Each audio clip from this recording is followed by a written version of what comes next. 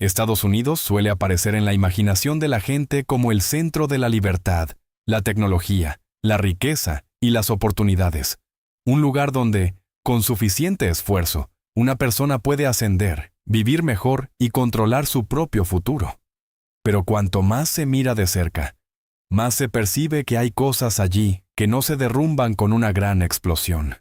Se derrumban muy lentamente, en silencio, a través del desgaste acumulado en cada factura, cada deuda, cada turno de trabajo, cada comida rápida pero mala, y cada día vivido bajo presión sin saber bien de dónde agarrarse. El lado oscuro de Estados Unidos no está solo en las imágenes extremas con las que el mundo ya está demasiado familiarizado. También está en grietas más silenciosas. Personas agotadas que aún así tienen que sonreír. Y vidas vigiladas y evaluadas por sistemas invisibles. Familias que viven rodeadas de comodidades pero siguen aisladas. Y personas que parecen estar bien cuando en realidad solo están tratando de no caer. Y en este video vamos a entrar precisamente en esas zonas oscuras. Las deudas. Cuando los adultos viven como si estuvieran pagando por el derecho a existir. En Estados Unidos, existe una forma de encierro que no necesita barrotes. No encierra a las personas en una habitación, sino en ciclos de pagos que se repiten durante años. Deuda estudiantil, deuda de tarjetas de crédito, deuda médica, deuda por el auto, alquiler atrasado. Cada carga, por separado, puede parecer completamente normal, pero cuando se acumulan, convierten la adultez en una rueda en la que muchas personas no viven realmente para sí mismas, sino que pasan el tiempo pagando de forma constante para sostener una vida mínima.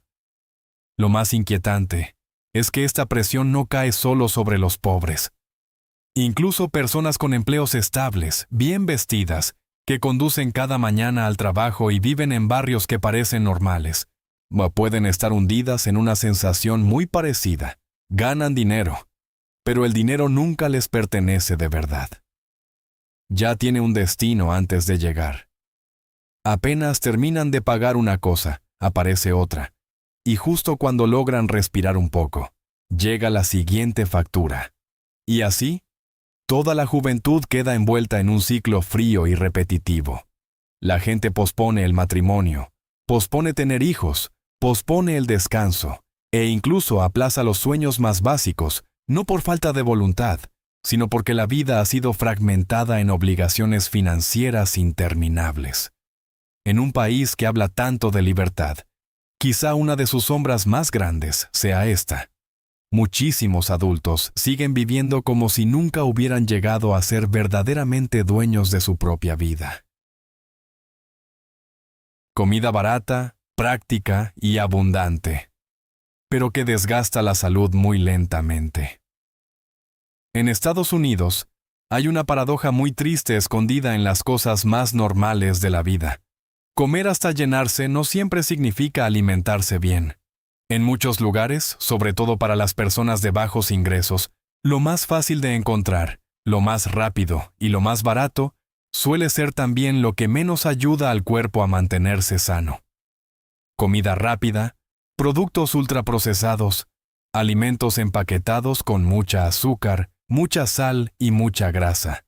Porciones grandes pero con muy poco valor a largo plazo.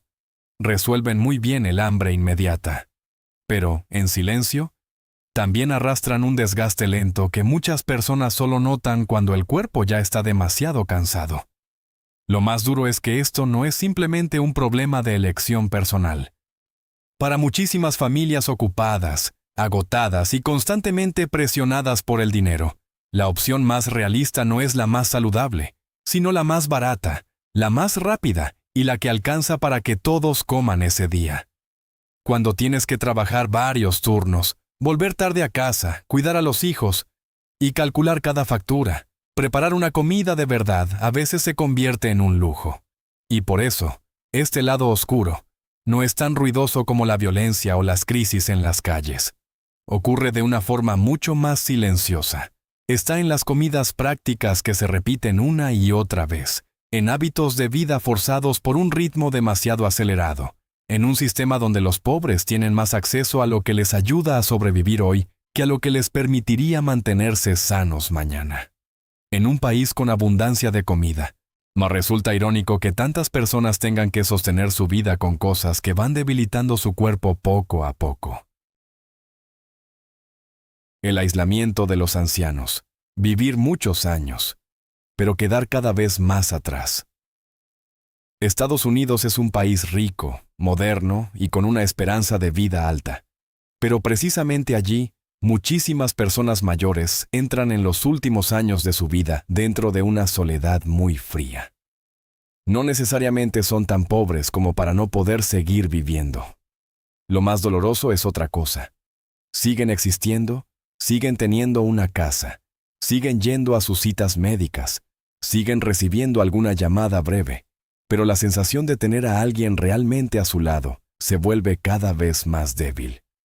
Los hijos se mudan lejos por trabajo, las familias se dispersan entre distintos estados, los viejos amigos van desapareciendo uno por uno, y la vida de una persona mayor termina reduciéndose a unas cuantas habitaciones conocidas, o unas pocas rutinas y días que se repiten casi exactamente iguales. Cuando la salud se deteriora, su mundo también se hace más pequeño. Moverse se vuelve más difícil. Conducir se vuelve más difícil. Arreglárselas solos se vuelve más difícil. Pero el costo del cuidado es demasiado alto como para que todos puedan recibir la ayuda que realmente necesitan. Y así, muchos ancianos quedan atrapados entre dos tristezas al mismo tiempo. Todavía no están lo bastante frágiles como para que alguien los cuide de verdad, pero ya no están lo bastante fuertes como para vivir con la libertad de antes. No desaparecen de la sociedad de un día para otro. Se van desdibujando lentamente, en silencio, como si la vida moderna simplemente siguiera de largo sin detenerse por ellos. Tal vez lo más triste no sea envejecer. Y tal vez lo más triste sea envejecer con la sensación de que te están empujando hacia el borde del mundo. Cuando el espacio de vida se reduce, cuando los vínculos se vuelven escasos, cuando pasa un día tras otro sin que casi nadie te vea de verdad, la vejez deja de ser solo una cuestión de tiempo. Se convierte en una historia de silencio, de abandono y del miedo a desaparecer algún día sin que casi nadie lo note. La crisis carcelaria y la vida que nunca vuelve a empezar de verdad después de salir de prisión. En Estados Unidos hay puertas que, una vez cruzadas, casi nunca vuelven a abrirse de una manera normal. La cárcel no es solo el lugar donde una persona queda separada de la sociedad durante un tiempo. Para muchísimas personas, también marca el momento a partir del cual todo lo que viene después se vuelve más pesado, más estrecho y más fácil de perder. Porque lo más duro no está solo en los años de encierro, sino en que, una vez afuera, muchas veces ya no logran regresar de verdad a una vida normal. Una marca legal puede perseguir a una persona mucho más tiempo que la propia condena. Aparece al buscar trabajo, al intentar alquilar una vivienda, al tratar de reconstruir la confianza de los demás, o incluso al pedir algo tan básico como ser visto como alguien que de verdad quiere empezar de nuevo. Hay personas que salen de prisión con deseos muy simples: conseguir empleo, tener un lugar estable donde vivir y no volver al camino anterior. Pero la sociedad suele recibirlas con desconfianza, con puertas entreabiertas, con la sensación de que su pasado siempre será visto antes que su presente. Y ahí es donde la pregunta se vuelve más fría que cualquier cifra. ¿Una sociedad realmente quiere que las personas rehagan su vida, o solo quiere que carguen para siempre con sus errores como si la condena nunca terminara? Porque si la reintegración es demasiado difícil, si las oportunidades laborales son demasiado escasas, si una vivienda estable parece demasiado lejana, entonces el castigo ya no se queda en los años cumplidos. Sigue viviendo en cada día posterior. Y cuando a una persona no se le da el espacio suficiente para volver a empezar, la sociedad también está construyendo un ciclo del que tarde o temprano ella misma tendrá que pagar las consecuencias. La vigilancia invisible. Vivir en libertad, pero ser observado por datos, algoritmos y sistemas de calificación ocultos. Estados Unidos suele verse como un gran símbolo de la libertad individual. Libertad para elegir dónde vivir, dónde trabajar, cómo gastar el dinero y cómo existir. Pero cuanto más se adentra uno en la vida moderna, más evidente se vuelve que hay otra capa de control funcionando de manera muy silenciosa. No necesita muros, no necesita alarmas, no necesita que alguien se pare frente a ti para decirte que has sido rechazado. Se manifiesta a través del puntaje de crédito, de los historiales de alquiler, del registro de compras, de los datos en línea y de modelos de evaluación en los que muchas personas ni siquiera saben que han sido colocadas. Y lo inquietante es que hoy muchas puertas ya no se cierran con una respuesta clara. Se cierran en silencio. Una solicitud de alquiler que no es aceptada. Una oferta de trabajo que nunca recibe respuesta. Un préstamo evaluado con más dureza. Un seguro más caro. Un anuncio que te persigue justo en tu momento más vulnerable. La gente cree que está tomando decisiones libremente, pero en la práctica muchas decisiones importantes ya han sido filtradas de antemano por sistemas de puntuación, perfiles digitales y algoritmos. Y precisamente porque esta vigilancia es tan invisible, resulta todavía más difícil enfrentarse a ella. No es fácil saber en qué lugar te están valorando mal, en qué grupo te han colocado o por qué te han descartado. Todo sigue pareciendo moderno, fluido y razonable. Pero debajo de esa comodidad hay una pregunta muy fría. Cuando la vida de una persona es interpretada cada vez más por datos que por su realidad concreta, ¿cuánta libertad queda que haya sido decidida realmente por ella misma? Mujeres trabajadoras agotadas entre el empleo, los hijos y la presión de tener que estar siempre bien. En Estados Unidos, existe una forma de agotamiento muy común que, sin embargo, suele minimizarse porque no estalla como una tragedia fácil de ver. Ocurre en silencio, en mañanas apresuradas, en jornadas laborales largas, en comidas preparadas a toda prisa, en mensajes de la escuela, en facturas sin pagar, en noches de poco sueño y en la presión constante de aparentar que todo sigue bajo control. Para muchísimas mujeres, la vida no consiste solo en trabajar para ganar dinero. Consiste en cargar al mismo tiempo con tantos papeles que llega un momento en que ya no saben cuál de todas sus versiones es realmente ellas. Trabajan, crían a sus hijos, cuidan de familiares, sostienen el ritmo de toda la casa y recuerdan cada detalle pequeño que los demás olvidan, y aún así, tienen que mantener sus emociones lo bastante estables como para que nada se derrumbe más todavía. Si están cansadas, lo esconden. Si están tristes, siguen adelante. Si están al límite, muchas veces lo único que reciben como consejo es que descansen un poco, como si el problema estuviera en su capacidad individual de resistir, y no en la maquinaria diaria que las va desgastando poco a poco. Y por encima de todo eso, existe otra capa de presión. Verse arregladas, ser responsables, ser amables, ser suficientemente buenas para los hijos, suficientemente buenas para el trabajo y suficientemente buenas para la imagen que proyectan de sí mismas. Lo más frío de todo es que este tipo de crisis se normaliza con mucha facilidad. Y la gente se ha acostumbrado tanto a ver a las mujeres arreglándoselas con todo, que olvida cuánto las está consumiendo esa capacidad de sostenerlo todo. Pero cuando una persona tiene que ser fuerte de manera constante, solo para evitar que la vida se rompa, eso ya no es una virtud. Es una forma de vivir bajo tensión permanente. Y también, una de las sombras más silenciosas de la Estados Unidos moderna. Niños que crecen con pantallas, soledad y ansiedad. En Estados Unidos, hay una generación que está creciendo más conectada que cualquier generación anterior, pero que también podría estar más sola de una manera completamente nueva. Tienen teléfono desde muy temprano, redes sociales, videos cortos, chats en línea, y pueden ver la vida de miles de personas cada día. Pero en medio de ese flujo constante de conexión, muchos niños están perdiendo cosas que antes eran muy básicas.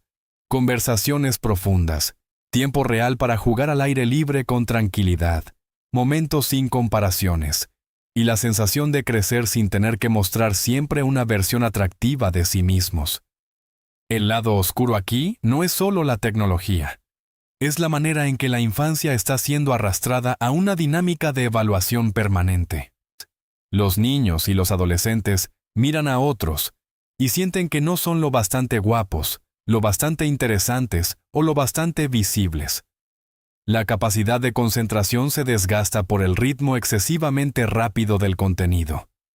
Las emociones suben y bajan por respuestas invisibles que llegan desde una pantalla. Y mientras la conexión digital se vuelve cada vez más intensa, la conexión real se vuelve más débil. En muchos barrios ya no existen suficientes espacios públicos seguros donde los niños puedan jugar libremente, encontrarse, convivir de verdad y aprender a construir relaciones fuera de Internet. Lo más triste es que esta ansiedad no siempre hace ruido. Llega en silencio, en niños que hablan menos, que se concentran peor, que se sienten más inseguros y que poco a poco se acostumbran a vivir más dentro de la pantalla que dentro del mundo real. Y quizá esa sea una de las sombras más silenciosas de la Estados Unidos moderna. Una generación rodeada de tecnología, pero criada con la sensación de estar desconectada tanto de los demás como de sí misma. Los pueblos olvidados. Cuando la economía se va y la esperanza se va con ella.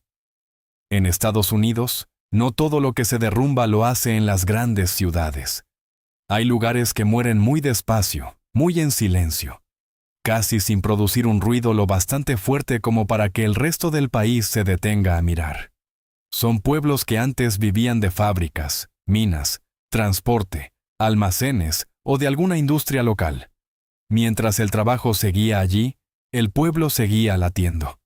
Las tiendas permanecían abiertas, las escuelas seguían llenas y las familias todavía tenían una razón para quedarse. Pero cuando la economía se fue, lo que desapareció no fue solo el empleo. También se llevó la sensación de que ese lugar todavía tenía futuro. Al principio, el cambio parece pequeño. Cierra una fábrica. Una tienda pone el cartel de traspaso. Una familia se muda a otra parte. Y poco a poco, las calles empiezan a vaciarse, las ventanas oscuras se multiplican y los viejos locales ya no encuentran a nadie que los ocupe. Los jóvenes se van en busca de oportunidades. Y cuando los jóvenes se van, el pueblo pierde también la energía que podría haberlo mantenido con vida. Los que se quedan suelen ser quienes no pueden irse con facilidad. Personas mayores, personas con bajos ingresos, familias que llevan demasiado tiempo aferradas a un lugar que se encoge año tras año. Lo más triste es que esta muerte no siempre se muestra como ruina visible. Se muestra como silencio, menos gente, menos trabajo, menos esperanza. Una comunidad no desaparece del mapa, pero sí queda fuera del curso del desarrollo. Y tal vez esa sea una de las sombras más frías de Estados Unidos. Cuando un lugar que alguna vez sostuvo la vida de tantas personas hoy, sobrevive solo como el rastro de una promesa económica que se retiró hace muchísimo tiempo. Desastres naturales, clima extremo y las personas que no tienen dinero suficiente para escapar del riesgo. En Estados Unidos, los desastres naturales suelen verse como fenómenos de la naturaleza, incendios forestales, grandes tormentas, calor extremo, inundaciones repentinas, sequías. Pero si se observa con más atención, se nota que no son solo una cuestión del clima. También son una cuestión de dinero, de vivienda, de seguros, de transporte y, al final, de clase social. Porque cuando llega el peligro, no todo el mundo tiene la misma capacidad para escapar de él. Para los ricos, los desastres siguen siendo aterradores, pero suelen tener más capas de protección. Tienen casas mejor construidas, zonas más seguras, seguros más completos, vehículos listos para salir, más dinero de respaldo y, si hace falta, pueden marcharse antes de que la situación empeore. Pero para los pobres, todo es muy distinto.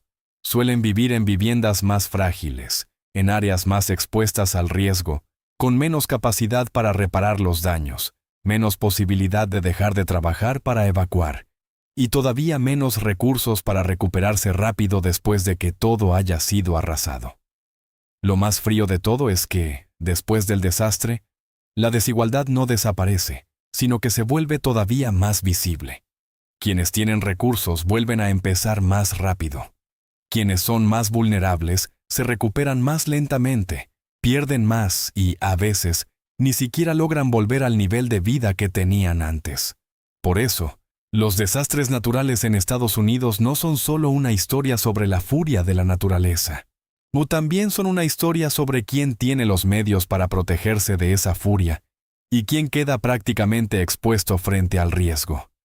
En un país tan rico como Estados Unidos, quizá eso sea lo más aterrador. No todos enfrentan la misma tormenta de la misma manera. El sueño americano sigue existiendo, pero ya no se reparte de manera equitativa entre todos. Tal vez el sueño americano no haya desaparecido. Todavía vive en los edificios iluminados, en las historias de éxito, en el poder de la tecnología, en las universidades prestigiosas y en esas ciudades que el mundo sigue mirando con asombro. Pero quizá el problema más grande ya no sea si ese sueño existe o no.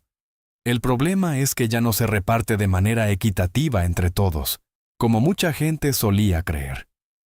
Dentro de un mismo país, la sensación de oportunidad, de seguridad y de futuro se ha vuelto tan distinta que parece pertenecer a dos mundos separados, después de todo lo que acabamos de recorrer. Las deudas, la comida barata pero dañina, la vejez aislada, la dificultad de reconstruir la vida tras la prisión, la vigilancia invisible, las mujeres agotadas, los niños creciendo con ansiedad, los pueblos olvidados y los desastres naturales que exponen la desigualdad.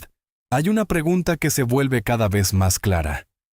¿Qué ocurre cuando un país sigue siendo muy fuerte por fuera, pero cada vez más personas por dentro apenas están tratando de sobrevivir mes a mes?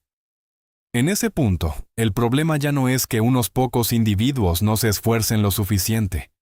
El problema es que una sociedad puede generar muchísima riqueza y, aún así, dejar de repartir entre la mayoría una sensación básica de estabilidad. Unos todavía ven el futuro como algo alcanzable. Otros solo intentan no ser arrastrados más hacia abajo. Y quizá esa sea la sombra más grande de la Estados Unidos moderna. Sigue siendo el mismo país, bajo la misma bandera y con la misma promesa de oportunidad. Pero ya no todos sienten que ese sueño también fue escrito para ellos.